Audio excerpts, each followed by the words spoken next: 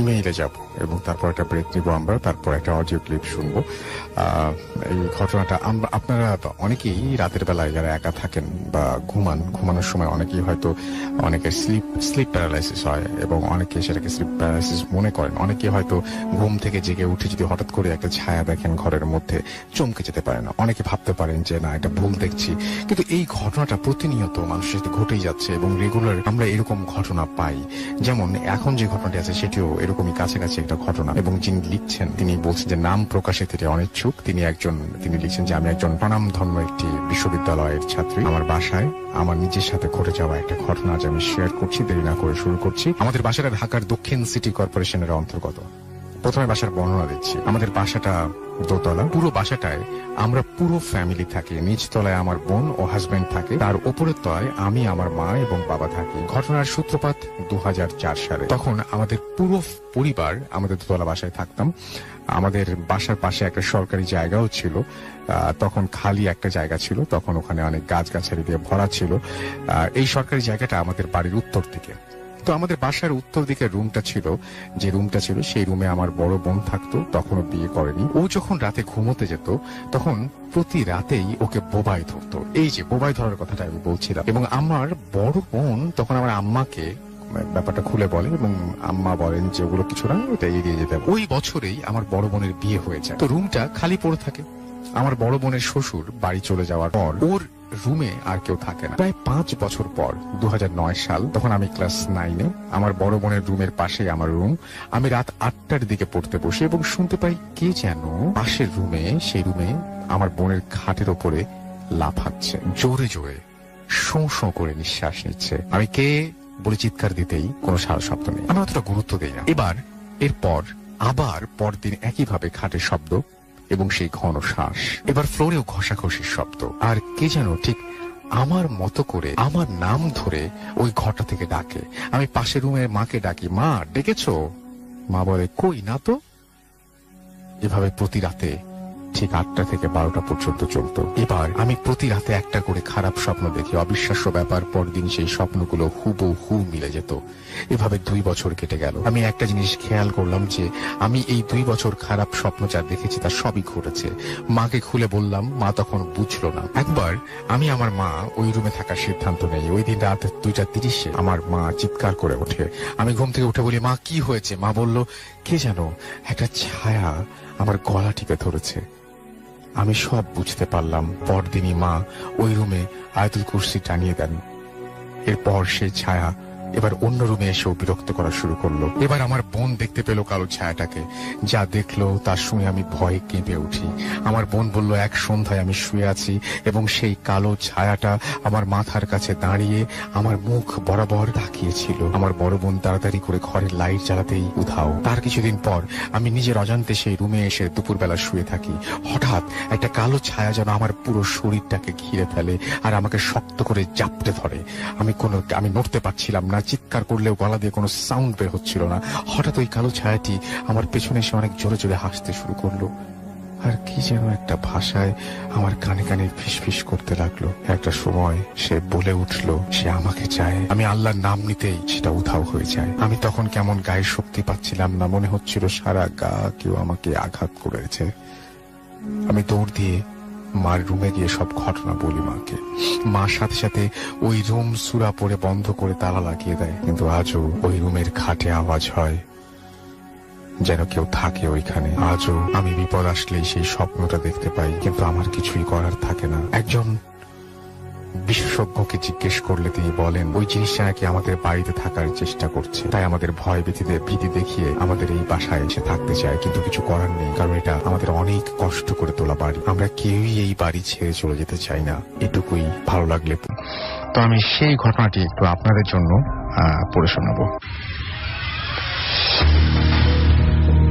লিখছেন, আমি মোহাম্মদ তামাজিদ হোসেন খান, শরীয়তপুর জেলার সদর উপজেলার বুড়ির ঘাট হাটে আমার বাড়ি। ভাইয়া আমি এরপর হচ্ছে যেটা লিখেছেন সেটা একটু বাংলা ইংরেজি মিশিয়ে, আচ্ছা ভূত হবে এটা, আচ্ছা বাংলা ফন্টে ভূত এসেছিল আর কি। আমি ভূত এফএম এর একজন নিয়মিত শ্রোতা।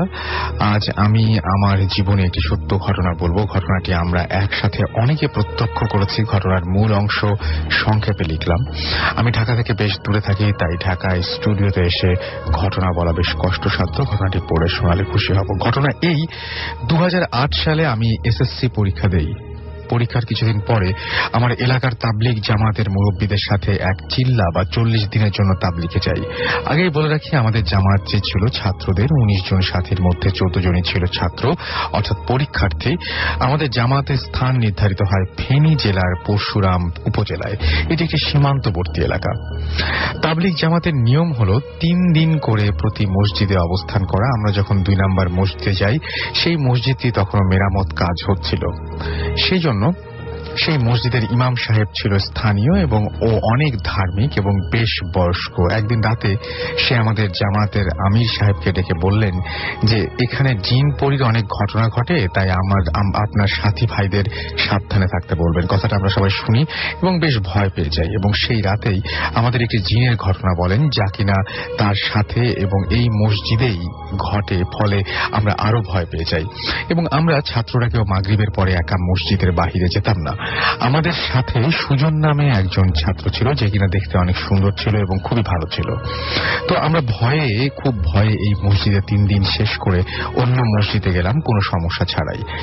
এরপর যখন অন্য মসজিদে পৌঁছে আমাদের সঙ্গে থাকা সুজন নামের ছেলেটি একটু কেমন যেন হয়ে যায়। যেমন বেশি ইবাদত করা, আমাদের সাথে কম কথা বলা, ঠিক মতো না খাওয়া, প্রায় হঠাৎ উধাও হয়ে যাওয়া, এরকম ভাবে প্রায় 3টা মসজিদ পার করলাম। আমরা কেউ তেমন কিছু মনে করলাম না, কারণ ওকে আমরা সবাই আগে থেকে কেউ ভালোভাবে চিনতাম না। ভাবলাম হতে পারে ও হয়তো এরকমই। কিন্তু একটা জিনিস লক্ষ্য করতাম যে যেই 3টা মসজিদ পার করে আসলাম, যে সেখানে প্রতি মসজিদে স্থানীয় একজন লোকের সাথে খুব ভালো সম্পর্ক হয়ে যেত। বিভিন্ন ওয়াক্তের নামাজের আগে ও পরে তার সাথে বসে গল্প করত। আমরা কেউ ওই গল্পের মাঝে এসে বসলে তারা উভয়ই চুপ থাকতো আর চলে গেলে আবার কথা বলা শুরু করত, কিন্তু আমরা কেউ তাদের মাঝের গল্প শুনতে পেতাম না। আর এই স্থানীয় ব্যক্তি আমাদের কারোর সাথে তেমন কথা বলতো না। তার আচার আচরণও খুব অদ্ভুত রকমের ছিল। এভাবে 3টা মসজিদে ভিন্ন ভিন্ন 3 জনের সঙ্গে তার সম্পর্ক হলো। এর পরের একটা মসজিদে এসে একদিন আমরা সকালে 11টার দিকে মাসোয়ারা বা পরামর্শ করতে বসলাম সবাই মিলে। সেদিন তার অর্থাৎ সুজনের খেদমতের সিরিয়াল পড়লো, অর্থাৎ রান্না বান্না, খাওয়া দাওয়া ইত্যাদি। সে হঠাৎ বলে উঠল, আমি সাহেব, আমি আজ কোনো দায়িত্ব নিতে পারবো না, আজ দুপুরে আমার একটু কাজ আছে। আমি সাহেব তাকে কিছু বললেন না। জোহরের নামাজের আগে সে হঠাৎ উধাও হয়ে গেল এবং তাকে আর কোথাও পাওয়া গেল না। আসর, মাগরিব, ঈশা শেষেও সে আর ফিরে এলো না। আমরা সবাই বেশ দুশ্চিন্তায় পড়ে গেলাম। এরপর রাত 9টার দিকে আমির সাহেবও মুরব্বীরা মিলে ফোঁটা ফোঁটা বৃষ্টির মধ্যে স্থানীয় একটা নদী পার হয়ে পরশুরামের বাজারে গেলেন এবং তাকে খোঁজার জন্য গেলেন। ভাবলেন বাজারে হয়তো থাকতে পারে। আমরা তখন অধীর আগ্রহে তাদের অপেক্ষা করতে লাগলাম। ঘণ্টা দেড়েক পরে তারা ফিরে এলেন তাকে ছাড়াই। রাতে আমরা কেউ ভাত খেলাম না, সবাই তার জন্য দোয়া করতে লাগলাম। প্রায় 1টার দিকে আমরা সকলে মিলে বিশেষ দোয়া দুরুদ, নফল নামাজ, কোরআন শরীফ পাঠ ইত্যাদি করতে লাগলাম। 1 ঘণ্টা পরে সকলে মিলে মোনাজাত করতে লাগলাম। আমাদের আমির সাহেব মোনাজাতের মধ্যে কেঁদেই দিলেন। আমরা প্রায় সবাই কেঁদে ফেললাম। দীর্ঘ মোনাজাতের পর যখন আমিন আমিন করে মোনাজাত শেষ করলাম, তখন আমরা কিছু আশা করছিলাম। বাইরে তখন বৃষ্টি হচ্ছিল। মোনাজাত শেষ করে যখন আমির সাহেব কোরআন শরীফ বন্ধ করে ওপরে রাখলেন, তখনই একটি বিকট শব্দে মসজিদের মাঝে দরজার সামনে কিছু একটা এসে পড়ল। মসজিদের ভেতরে থাকা প্রত্যেকেই প্রচন্ড ভয় পেয়ে গেল। সাহস করে আমির সাহেব ও এক মুরব্বী মিলে দরজা খুলে দেখে সুজন দরজা ঘেঁষে পড়ে আছে, তার সামনে একটি বাঁশের লাঠি পড়ে আছে। তাড়াতাড়ি করে তাকে মসজিদের ভেতরে নিয়ে আসা হলো, সাথে লাঠিটিও নিয়ে আসা হলো। বেহুশ অবস্থা থেকে হুঁশ ফেরাতে বেশ সময় লাগলো। আজব ব্যাপার হলো, বাহিরে তখন প্রচন্ড বৃষ্টি হচ্ছিল, কিন্তু তার শরীরও একটুও ভেজা ছিল না এবং তার নিকটে পাওয়া লাঠিটিও শুকনো ছিল। তার তখন আমরা সবাই মিলে তাকে জিজ্ঞাসা শুরু করলাম ঘটনা কি, কিন্তু সে অদ্ভুত ভাবে চারিদিকে তাকানো শুরু করলো। আমির সাহেবের বাধায় আমরা কেউ আর কোনো কথা জিজ্ঞেস করলাম না। সারা রাত কেউ ঘুমিয়ে কেউ না ঘুমিয়ে কাটিয়ে দিলাম। ঘটনাটা এখানেই শেষ নয়, এর পরের দিন থেকে সে একটু অসুস্থ হয়ে পড়লো। স্বাভাবিকভাবে আমরা কেউ তার সাথে এই বিষয়ে কথা বললাম না। 2-3 দিন পর স্বাভাবিক হলো সে। এর পরের দিন সকালে সে আবার উধাও হয়ে গেল। ঘন্টা 2 পরে সে আবার ফিরে এলো, কিন্তু তার সাথে একটা পুটলিতে অনেকগুলো জাম, কলা, গরুর কলিজা দিয়ে বানানো সিঙ্গারা। কে দিল, কোথা থেকে এলো, কিভাবে এসেছে সেই জানে। আর সে আমাদের এগুলো খাওয়ার জন্য বললো। অবশ্যই সকলের পিড়াপিড়িতে সে জানালো যে কেউ একজন তাকে এগুলো দিয়েছে। অবশ্যই খাবারগুলো কেউ কেউ খেয়েছিল, আমিও খেয়েছিলাম। সমস্ত খাবারগুলো ছিল অসম্ভব রকমের সুস্বাদু। কি পরিমাণ সেটা বলে বোঝাতে পারবো না। স্থানীয় লোকদের কাছে জিজ্ঞেস করে জানতে পারলাম যে গরুর কলিজা দিয়ে সিঙ্গারা এই অঞ্চলে পাওয়াই যায় না। আবার একদিনের ঘটনা, অর্থাৎ 2-1 দিন পর আমির সাহেব ও 2-1 জন মিলে প্রায় প্রতি মধ্যরাতে ঘুম থেকে উঠে তাহাজ্জুদের নামাজ ও নফল ইবাদত করত। এক রাতে আমির সাহেব খুব ঘুম থেকে উঠে অন্ধকারের মধ্যে মসজিদের দরজা খুলে যখন বাইরে পা রাখবেন, ঠিক তখনই দেখেন সুজন বাইরে ঠাঁই দাঁড়িয়ে আছে। বাইরে একটি বাল্ব জ্বালানো ছিল। স্পষ্ট দেখলেন যে একটা গাছের সাথে হেলান দিয়ে ওপরের দিকে মাথা তুলে আছে। প্রচন্ড ভয়ে মসজিদের দরজা বন্ধ করে ভিতরে ঢুকে দেখেন সুজন বিছানা খালি। তিনি ভাবেন যে দরজা তো ভেতর থেকে বন্ধ করা ছিল, স্পষ্ট মনে আছে তার, তাহলে সুজন বাইরে গেল কিভাবে। তারপর যেটা হলো সেটা হচ্ছে যে একটু আমরা যেটা করলাম সেটা হচ্ছে যে সুজনের বিছানা খালি, তারা 5 জন, আচ্ছা তার অতঃপর মুরব্বীদের তিনি রেখে তুললেন। তারপর 4-5 জন মিলে বাহির থেকে মসজিদে আনার চেষ্টা করে, কিন্তু সে জোরে জোরে চিৎকার করে ওঠে এবং একটু পর আমার লোক আসবে, আপনারা চলে যান, এই বলে চিৎকার শুরু করলো সুজন যখন তাকে বাইরে থেকে ভেতরে ঢোকার চেষ্টা করা হচ্ছিল। প্রচন্ড শব্দে আমরা প্রায় সকলে জেগে উঠি, সকলে মিলে তাকে বাইরে ভিতরে জোরপূর্বক নিয়ে আসি। এরপর সে কিছুটা শান্ত হয়। ফজরের নামাজের পর স্থানীয় মুরব্বীদের সাথে কথা বলে তাবলিগ জামাতের বড় এক মওলানার সন্ধান পাই।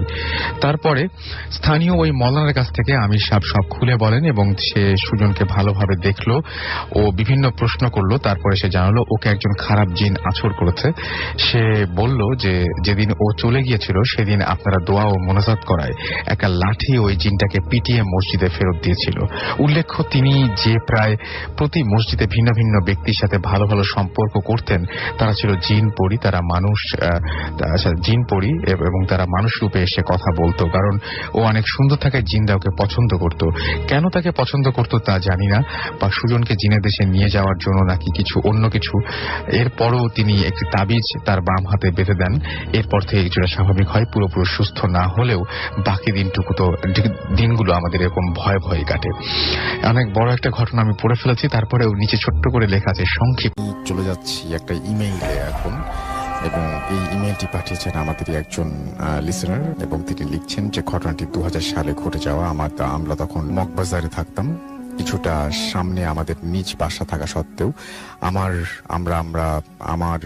বড় চাচার বাসায় জয়েন্ট ফ্যামিলি মতো সবাই একসাথে থাকতাম। খুব সুন্দর দিনগুলো কাটছিল আমাদের। আমি তখন ছোট, ক্লাস 6-এ পড়ি। আমার 2 ভাই বোনদের মধ্যে আমি একাই। আমার ছোট চাচা একটু পাগল ও ফকির বিশ্বাস করতেন, আর আমার মা ফকির ও এতিমদের খাওয়াতে ভালোবাসতেন। একদিন হঠাৎ করে রাস্তা থেকে আমার চাচা একজন লোক নিয়ে আসলেন। ঠিক পাগল বলা যাবে না, আবার ফকিরও বলা যাবে না। তার পরনে ছিল কালো জুব্বা ধরনের কাপড়, গলায় অনেক তসবিহ এবং হাতে ছিল একটা লাঠি। বুড়ো মানুষদের হাতে যেমন লাঠি থাকে তেমন, কিন্তু আমার পুরোপুরি মনে হচ্ছিল তার বয়স খুব বেশি একটা ছিল না, আর চুল দাড়ি সবই ছিল কাঁচা। আনুমানিক বয়স হিসেব করতে গেলে 35 থেকে 40-এর মধ্যে। ওনাকে আমার মা বাড়ির কোথায় জানতে চাইলেন।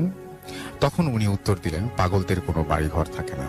আমার মা যখন চিন্তা করলেন যে ওনাকে ভাত খাওয়াবেন, তখন ওই লোকটাই বলে উঠলেন যে উনি কিছু খাবেন না, তার কোনো ক্ষুধা নেই।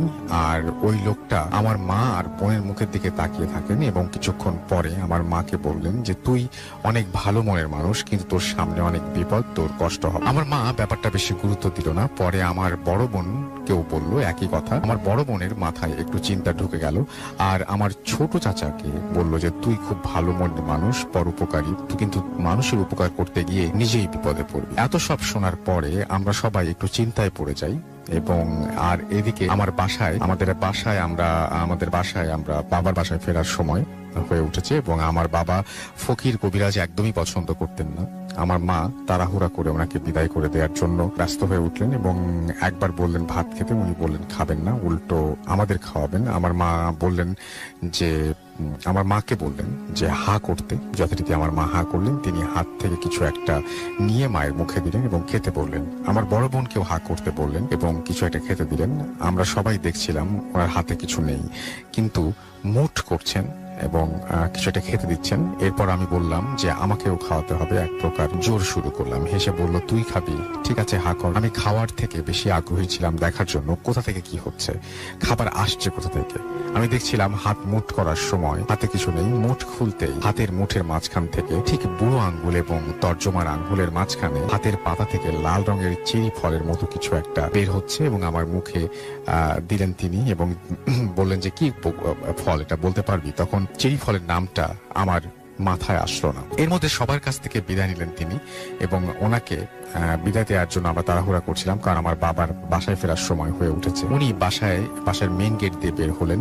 তখন আমার বড় বোন কৌতূহল শুরু হলো তার, এবং কিসের একটা বিপদ সেটা জানতে চাইলেন। সাথে সাথে আমাকে আবার তাকে ডাকতে পাঠালেন। আমি দৌড়ে গেটে সামনে গিয়ে দেখি কেউ নেই। আমাদের বাসার বাইরে গেটের থেকে রাস্তার গলির বেশ লম্বা একটা জায়গা এবং যেতে প্রায় 1 মিনিটের মতো সময় লাগবেই।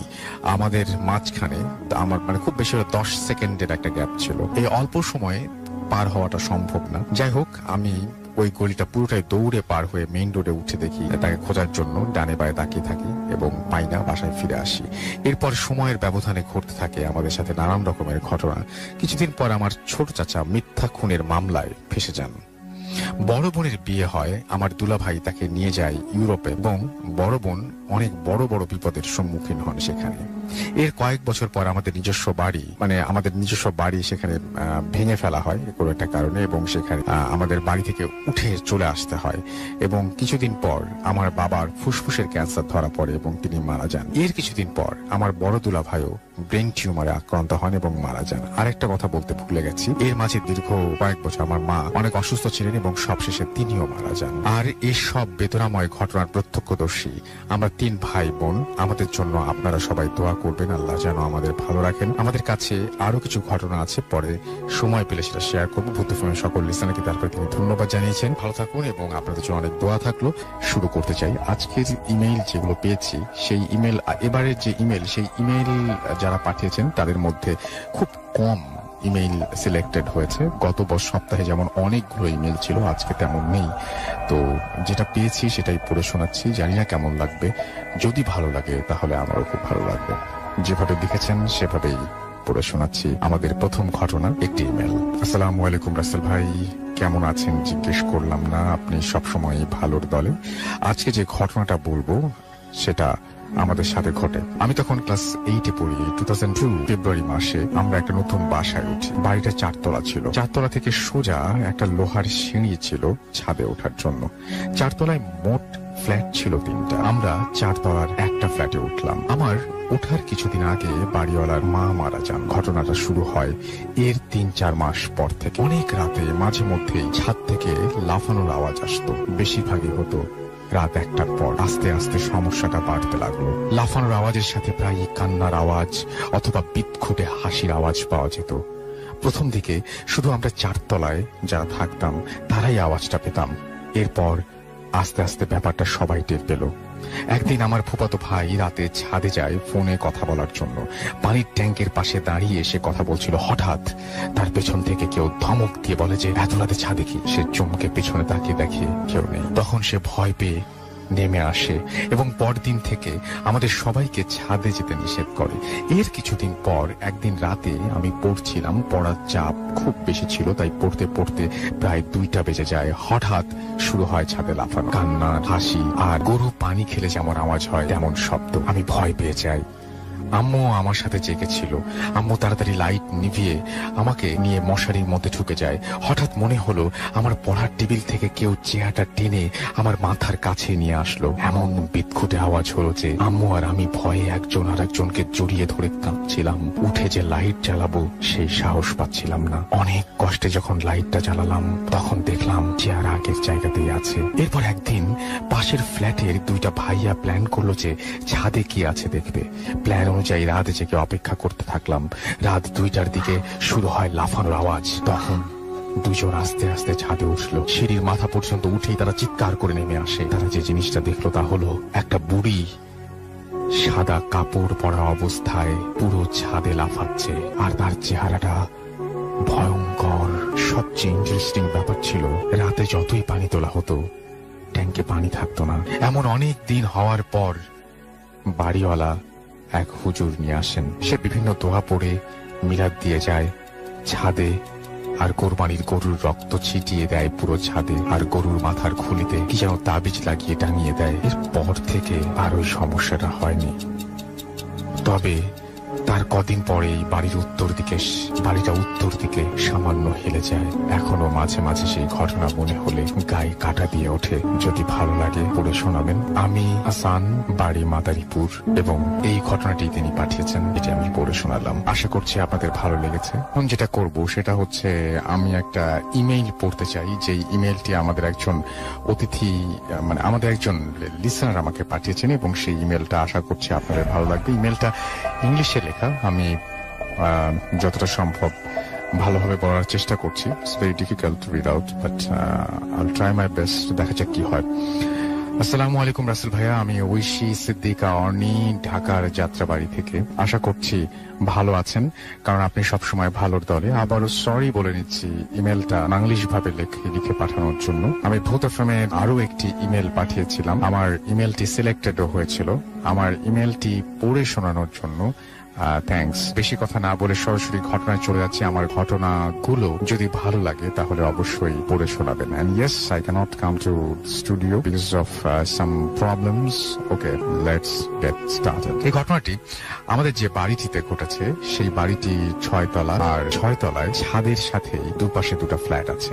আমার ফ্যামিলি হচ্ছে জয়েন্ট ফ্যামিলি। আগে আমার সব চাচা ও আমরা এক বাড়িতে, ইভেন একই ফ্ল্যাটে থাকতাম, যে কারণে বাসায় ভীষণ লোকজন ছিল। আর তাই সেই জন্যই বড় ভাইয়া আপুদের পড়াশোনায় একটু ডিস্টার্ব হতো। 2008-এ আমার ছোট চাচার বিয়ে হয়, এবং আমার বাসার অন্য কোনো রুম এমটি না থাকায় আমার বড় আপু যে রুমে থাকতেন আমার ছোট চাচি আর চাচুকে শিফট করে দেওয়া হয়। এন্ড সেই সময় আমার বড় আপু মেডিকেল এক্সামের জন্য প্রিপারেশন নিচ্ছিলেন বলে বাসার এনভায়রনমেন্ট আপুর ভীষণ প্রবলেম হতো। বিসাইড দ্যাট ইন্ডিভিজুয়াল রুম না থাকায় আপুর পড়াশোনায় অনেক অসুবিধা হচ্ছিল। তাই জন্য আপুকে আমাদের বাড়ির 6th ফ্লোরের একটা রুম খালি করে সেখানে শিফট করে দেওয়া হয়। আপু বেশিরভাগ সময় ওই ফ্ল্যাটটাতে থাকতো। জাস্ট খাওয়ার টাইমে, ফ্রি টাইমে নিচে আসতো। আপু বলতো যে রাতের বেলায় পড়ার সময় নাকি আপু ছাদ থেকে নুপুরের আওয়াজ পেত। আবার অনেক সময় নাকি ছাদের পাশের জানালা দিয়ে টোকা দেওয়ার মতো সাউন্ড পেত। আপু ফার্স্টে ব্যাপারটাকে এতটা পাত্তা দেয়। একদিন আপু পড়ছিল, মেবি দুপুরের দিকে, তখন পাশের ওয়াশরুম থেকে পানির আওয়াজ আসতে শুরু করলো। লাইক কেউ গোসল করছে যেমন পানির সাউন্ড হয়, ঠিক সেরকমই পানির সাউন্ড আসছিল। সাউন্ডটা পেয়ে আপু তখনই ওয়াশরুমের সামনে গেল এবং গেট খুলে দেখলো যে কিছুই নেই, বাট ওয়াশরুমের ভেতরটা ভেজা, আর কেউ যেন গোসল করে বের হয়েছে, জাস্ট বের হলে যেরকম হয় সেরকম। এই ইনসিডেন্টটা আপু ভয় পেয়ে যায় এবং 3 তলায় নেমে আসে, আর আমার বড় মা আমার চাচিকে ঘটনাটি খুলে বলে। তারপর বড় মা ওই ফ্ল্যাটে আপুর সাথে থাকতে এবং আপুর বড় ভাই আমার বড় ভাইয়াকে পাঠায়। সে একই দিন রাতের বেলা পড়া শেষ করে ঘুমানোর জন্য বিছানায় শুয়ে পড়ে। শোয়ার কিছুক্ষণ পরেই আপুর চোখে যায় ব্যালকনির দিকে। আপু নাকি তখন সেখানে লম্বা চুলের খুব সুন্দর একটা মেয়েকে দাঁড়িয়ে দেখতে থাকে এবং দেখতে পায় যে দাঁড়িয়ে আছে। সেটা দেখার পর ভয় পেয়ে আপু চিৎকার দিলে পাশের রুম থেকে বড় ভাইয়া দৌড়ে যায়, বাট ভাইয়া সেই রুমে গিয়ে কিছুই দেখে না। দেন ঘটনাটা শুনে ব্যালকনির গেট লাগিয়ে দিয়ে আপুকে ঘুমিয়ে পড়তে বলে। তারপর আপুর সাথে আরো এই ফ্ল্যাটে অনেক ঘটনা ঘটে, কিন্তু যারা এই ফ্ল্যাটটাতে থাকতে আসে তারা সবাই কমপ্লেইন করে যে তারা নাকি রাতে নুপুরের আওয়াজ পায়, আবার তাদের বারান্দায় প্রায় একটি লম্বা চুলের সুন্দর মেয়েকে তারা দেখতে পায়। তাদের গেট উইন্ডোতে নাকি আস্তে আস্তে টোকা দেওয়ার সাউন্ড পাওয়া যায়, গুনগুন করে গান গাওয়ার সাউন্ড পাওয়া যায়। রাতের বেলা নাকি ওয়াশরুমে কেউ ইউজ করে আবার কেউ ওয়াশরুমের গেট ছিটকানি নাড়াচাড়া করে, এরকম সাউন্ড পাওয়া যায়। আবার রাতের বেলা ওয়াশরুম বা বারান্দা থেকে খুব সুন্দর স্মেল পাওয়া যায়, লাইক বেলি ফুলের গন্ধের মতো অনেকটা স্মেল পাওয়া যায়। কেউ কেউ কখনো কখনো নাকি বারান্দায় ঝাড় দেওয়ার সময় চুলের গোছাও পায়। এটা হচ্ছে মানে একটা ব্যাপার। এবং আমার আপু মেডিকেল এক্সামে চান্স পেয়ে যায়, মেডিকেল এক্সামে সে ভালোভাবে সাকসেসফুলি সে পরীক্ষাটা দেয় এবং চান্স পেয়ে যায় মেডিকেলে, এবং আপু মেডিকেল হোস্টেলে সেটেল হয়ে যায়। তারপর থেকে আপুর যতবারই বাসায় আসতো ততবারই কিছু না কিছু অদ্ভুত ঘটনা হতো। লাইক একদিন আপু দাদির রুমে বসে পড়ছিল, তখন হঠাৎ করেই বেল বাজে আর কি। এবার কেউ গেট খুলতে না যাওয়ায় আপু পড়া থেকে উঠে গেট খুলতে যায়। মানে সে ভয় পেয়েছিল, বন্ধ করে সে সঙ্গে সঙ্গে সেখান থেকে বিদায় নেয়। আপু গেট খুলে দিয়ে আসার পর যখন বইটা আবার খোলে তখন নাকি বইয়ের ভেতরে একগোছা চুল পায়।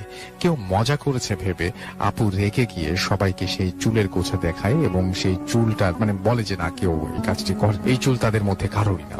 দেন পেঁয়াজ রসুন রাখার শেলফ থেকে একবার আমার সেজো চাচিকে আমার সেজো চাচি এক গাছা লম্বা চুল পায়। চাচি চুল পেয়ে ভাবে যে এই চুল বড় আপুর, কজ বাসায় একমাত্র আপুর চুলই অনেক লম্বা আর স্ট্রেইট ছিল। শেলফে পাওয়া চুলগুলো ঠিক সেরকমই হওয়ায় চাচি এগুলো আপুর চুল ভাবে, কিন্তু পরে আপুকে জিজ্ঞেস করলে আপু জানায় যে এই চুলগুলো আপুর না। আবার মাঝে মাঝে পানির বোতলে একরকম চুলের গোছা পাওয়া যেত। এরকম নানা ধরনের অদ্ভুত ইনসিডেন্ট হতো। এসব নিয়ে কেউ কখনো ভয় পেলে বা প্যানিক হলে আমার দাদি তখন বলতো যে এই কাজগুলো যে করছে সে নাকি আমার ভাগ্যের লক্ষ্মী, এন্ড সে আছে বলেই নাকি আমাদের কোনো ক্ষতি হচ্ছে না, সে নাকি আমাদের প্রবলেম থেকে সেভ করে রাখে সবসময়। কথাগুলো হয়তো শুনে হাস্যকর মনে হতে পারে, বাট আমি যখন ফার্স্ট শুনি আমার কাছেও হাস্যকর লাগে, কিন্তু ঘটনাগুলো মিথ্যা বা হাসির কিছু না। আমাদের ওই বাড়িটার যে কেয়ারটেকার উনিও অনেক সময় বলেন যে উনি নাকি সন্ধ্যার সময় বা দুপুরের সময় কোনো কাজে ছাদে গেলে কিংবা 5-6 তারা সিঁড়ি ঝাড় দিতে গেলে প্রায়ই একটা লম্বা চুলওয়ালা সুন্দর মেয়েকে দাঁড়িয়ে থাকতে দেখে, কিন্তু পলক ফেলতে না ফেলতেই নাকি মেয়েটিকে আর কোথাও দেখা যায় না। এরকম আরো অনেক ছোটখাটো ঘটনা আছে বাড়ি নিয়ে এবং আমার ফ্যামিলি নিয়ে, ইভেন আমার বড় আপুর মেডিকেল কলেজের পার্সোনাল এক্সপিরিয়েন্স আছে তার কিছু। আপনি আপনার লিসনাররা চাইলে আমি সেগুলো শেয়ার করতে পারি, ডেফিনেটলি আপনি শেয়ার করতে পারেন এবং আপনার ঘটনার অপেক্ষায় রইলাম। আমরা আশা করছি যে আপনার ঘটনা দ্রুতই আমরা পেয়ে যাব। আমি আর একটা ইমেইলে যাব এবং তারপর একটা ব্রেক নিব আমরা, তারপর একটা অডিও ক্লিপ শুনবো। এই ঘটনাটা আপনারা অনেকেই রাতের বেলায় যারা একা থাকেন বা ঘুমানোর সময় অনেকেই হয়তো অনেকের স্লিপ প্যারালাইসিস হয় এবং অনেকে সেটাকে স্লিপ প্যারালাইসিস মনে করেন। অনেকে হয়তো ঘুম থেকে জেগে উঠে যদি হঠাৎ করে একটা ছায়া দেখেন ঘরের মধ্যে চমকে যেতে পারেন। অনেকে ভাবতে পারেন যে না, এটা ভুল দেখছি, কিন্তু এই ঘটনাটা প্রতিনিয়ত মানুষের সাথে ঘটেই যাচ্ছে এবং রেগুলার আমরা এরকম ঘটনা পাই। যেমন এখন যে ঘটনাটি আছে সেটিও এরকমই কাছাকাছি একটা ঘটনা, এবং যিনি লিখছেন, চলে যাচ্ছি ঘটনায়। লিখেছেন, হ্যালো রাসেল ভাই, কেমন আছেন? আমি মোহাম্মদ ফারহানুর রহমান শাওন, শিরোমণি যোগীপোল, খুলনা থেকে বলছি। আমার মোবাইল নাম্বার, এটা শোনার প্রয়োজন নেই। আমি আপনাদের যে ঘটনাটি বলবো সেটি হলো আমার জীবনে সম্প্রতি ঘটে যাওয়া একটি ঘটনা। ঘটনাটি ঘটেছে গত 2011 সালের প্রথম দিকে। মাস এবং তারিখটা আমার ঠিক মনে নেই, তবে তখন আমাদের মহল্লাতে বিভিন্ন জায়গায় ব্যাডমিন্টন টুর্নামেন্ট আয়োজন করা হতো। তো ঠিক তেমনি একটি টুর্নামেন্টের প্রীতি ম্যাচ খেলার জন্য আমি সেখানে উপস্থিত থাকি। আগে থেকেই বলছি, ব্যাডমিন্টন খেলাতে আমি তেমন পারদর্শী ছিলাম কিনা জানি না, তবে খেলাটি আমার প্রিয় খেলার একটির মধ্যে পড়ে। তো সেখানে খেলতে খেলতে প্রায় আনুমানিক রাত 12:30 বেজে গেল, কিন্তু তবু আমার তেমন কোনো চিন্তা হচ্ছিল না, কারণ সেদিন রাতে বাসায় ফিরবো না। কথাটি আমার পরিবারকে জানিয়েই বের হয়েছিলাম, কারণ এমন রাত করলে আমরা সাধারণত আমাদের ফ্রেন্ড মামুনের বাসায় থাকি। তো বরাবরের মতো বাসায় যাওয়ার চিন্তা নেই ভেবে আরো একটু সময় সেখানে থেকে তারপর বন্ধু মামুনের বাসার উদ্দেশ্যে রওনা হই। রাতে বাসায় ফিরবো না বলে মামুনকে আমি আগে থেকে কিছু খাবার রেখে দিতে বলি। খেলাটি হচ্ছিল শিরোমণি বাজারের পাশে একটি জায়গায়। মামুনের বাসায় যেতে হলে আমাকে আমাদের বাসার সামনে দিয়ে যেতে হবে, কিন্তু রাস্তার পাশে একটি ঘন জঙ্গল ছিল। সেখান দিয়ে গেলে মামুনের বাসায় যেতে আরো সহজ এবং মানে একটা শর্টকাট হতো আর কি। সাধারণত দিনের বেলায় এই জঙ্গলের মধ্যে লোক চলাফেরা করে, কিন্তু রাতের বেলায় তারা রাস্তা ঘুরে যায়। মামুনের বাসা ছিল যোগীপুল গ্রামের মাঝামাঝি একটা জায়গায়। তো আমি তেমন কোনো কিছু না ভেবে জঙ্গলের মধ্যে রাস্তা দিয়ে হাঁটা শুরু করলাম। তখন আনুমানিক রাত 11:15 বা তার বেশি বাজে। একা একা হাঁটছি। কিছু দূর যাওয়ার পর আমি বুঝতে পারলাম সামথিং ইজ রং।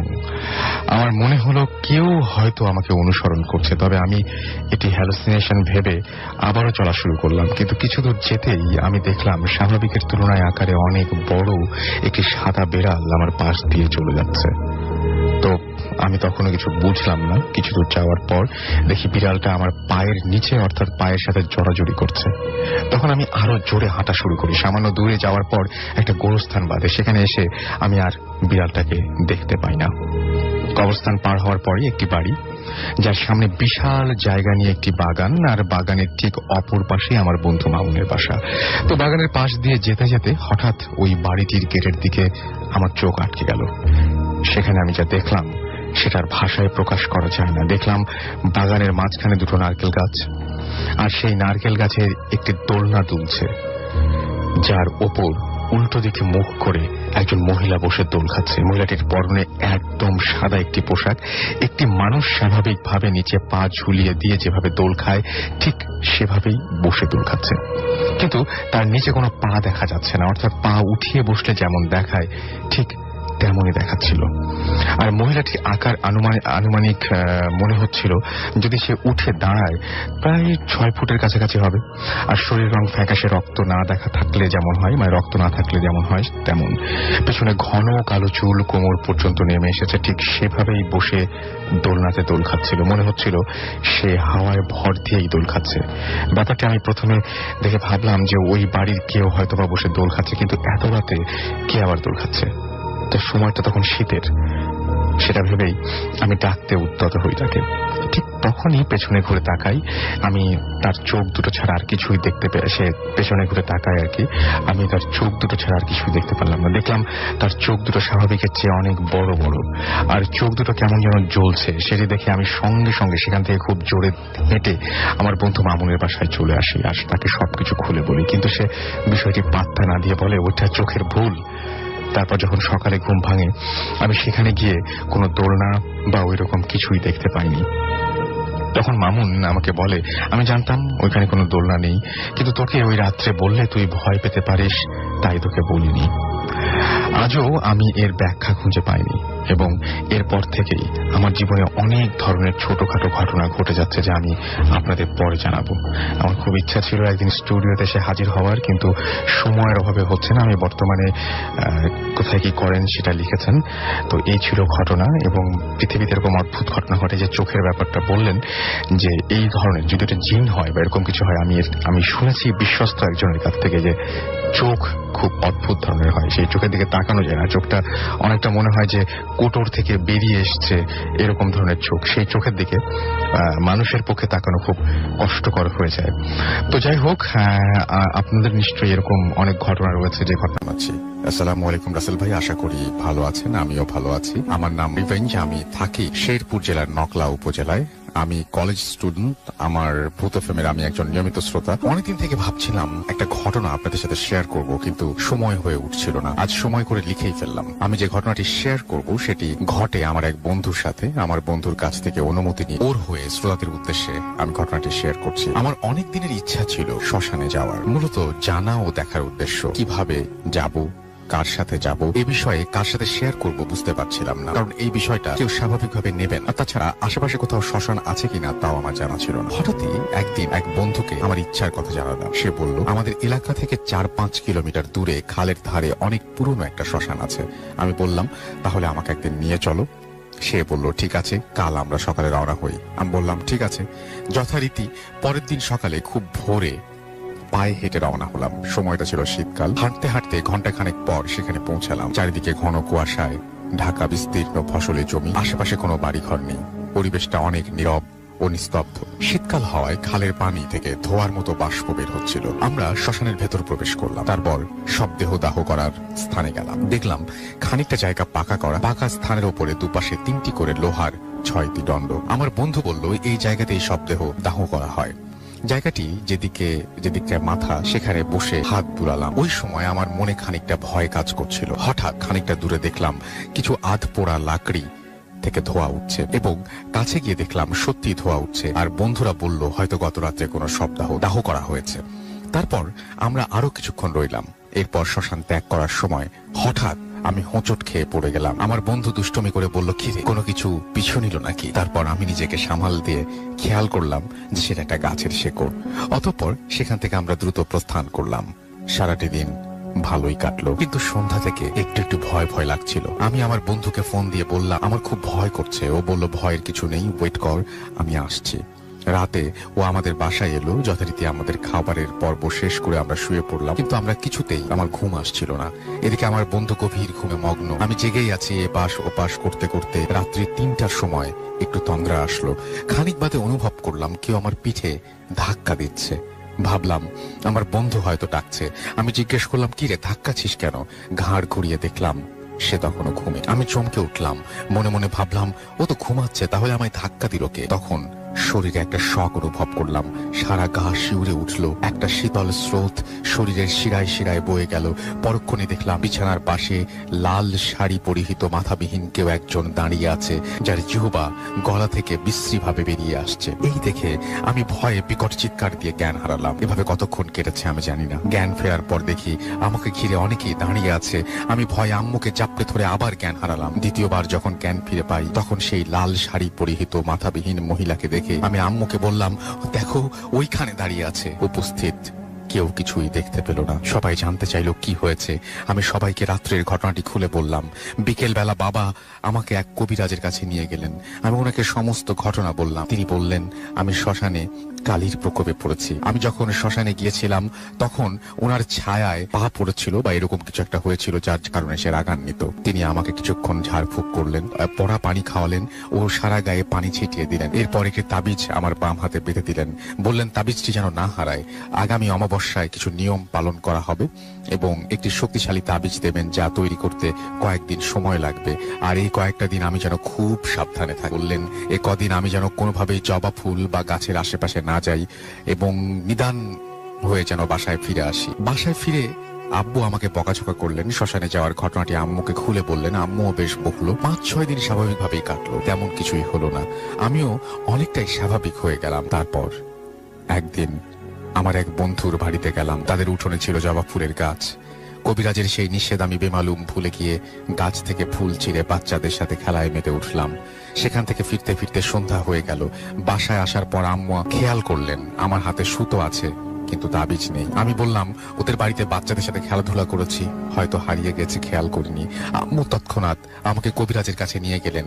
কবিরাজকে জানালেন তাবিজটি ছুটে গেছে। কবিরাজ বললেন তাবিজ তো ছুটে যাওয়ার কথা নয়, তুমি কি কোনো জবা গাছের পাশে গিয়েছিলে? আমি বললাম বাচ্চাদের নিয়ে আমি খেলেছি, আমার মনে ছিল না। উনি বললেন কাজটা ঠিক করোনি, এখন আমি আর কিছু করতে পারবো না, আমার হাতের বাইরে চলে গেছে, সাবধানে থেকো। রাতটা আমি কাল সকালে তোমাকে এক তান্ত্রিকের কাছে নিয়ে যাব।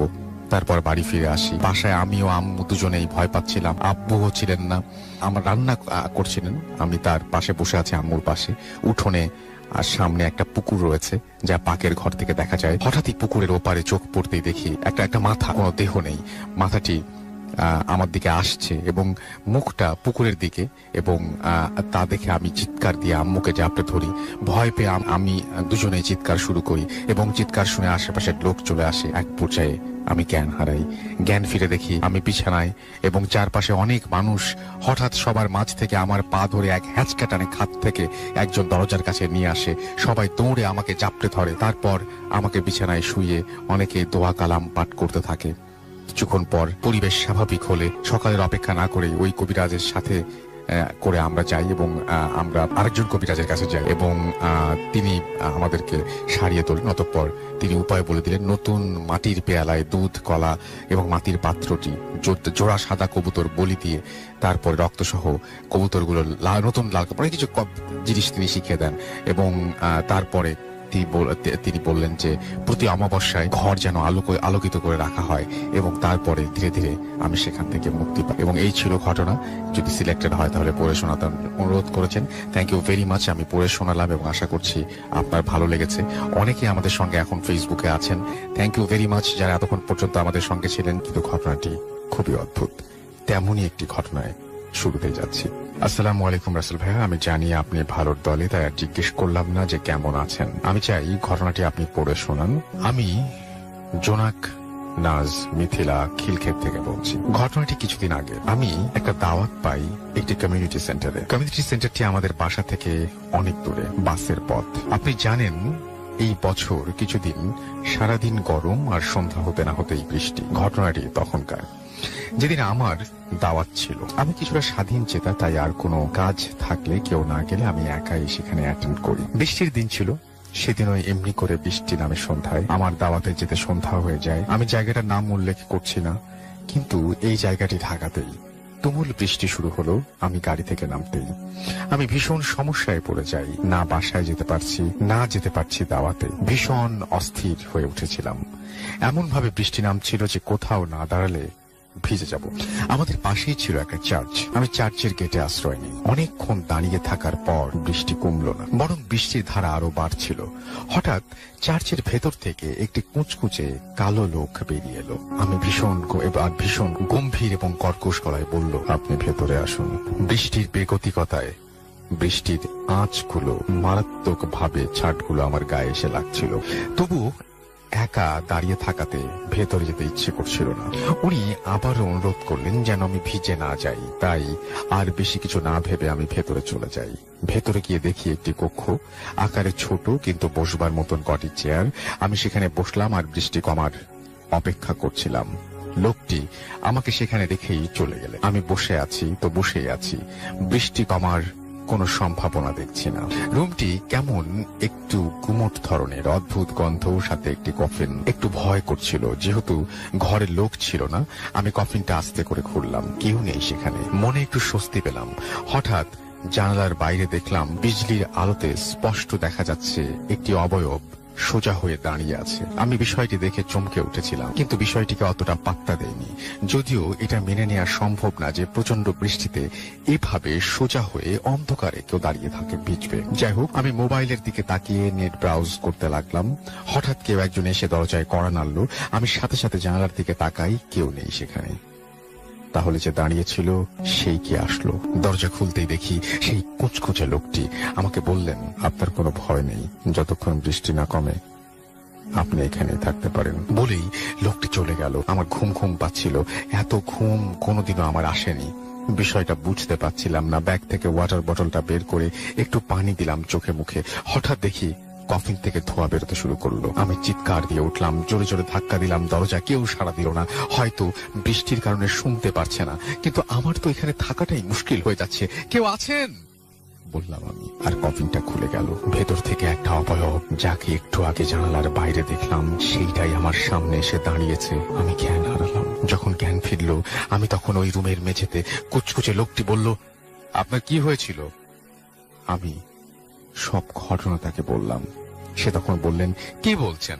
কোনো কফিন তো আজ এখানে ছিল না, তবে এই চার্চে গতকাল একটা আত্মহত্যা হয়েছিল, আর কফিনটা এই ঘরেই রাখা ছিল সারাটা দিন। এরপর আমি ওখান থেকে চলে আসলাম।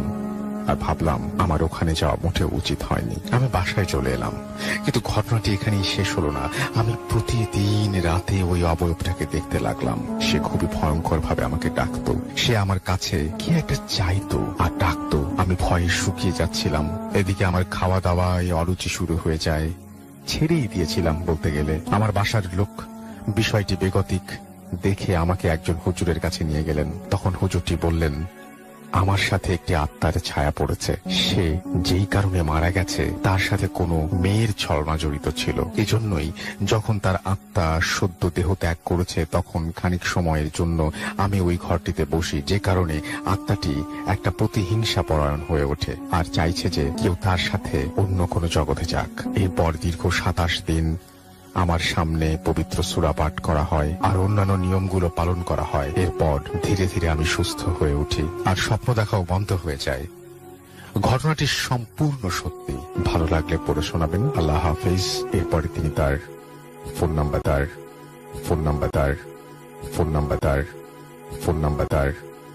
নাম্বার